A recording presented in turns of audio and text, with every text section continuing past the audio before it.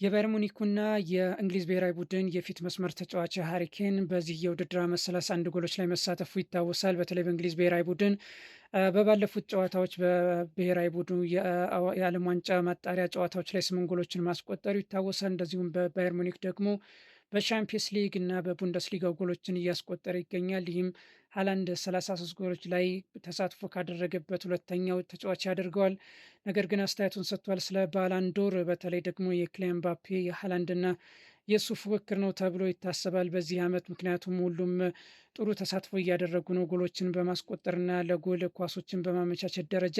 ነገር ግን በዚህ አስተያየቱ ላይ ሃሪኬን ሲናገር ምንድን ነው ያለው? በባለንዶር 100 ጎሎችን ማስቆጠር ብችል እንኳን የባለንዶር አሸናፊ ልሆን አልችልም። ምክንያቱም ትልቅ ትሮፊ ማንሳት አለብህ ወይ ሻምፒየንስ ሊግ ወይንም ደግሞ የዓለም ዋንጫን ማንሳት አለብህ። ይህ ደግሞ ለእኔ ብቻ ሳይሆን ለእነ ሃላንድና ለሌሎች ተጫዋችም ይሰራል። ምክንያቱም ብዙ ጎሎችን ስላስቆጠርክ ብቻ ባላንዶር ማሸነፍ አትችልም። ሌሎች ዋንጫዎችንም ትላልቅ ዋንጫዎችን ማንሳት ይገባሃል በማለት አስተያየቱን ሰጥቷል። ዘገባው የፋብሪዚዮ ሮማኖ ነው።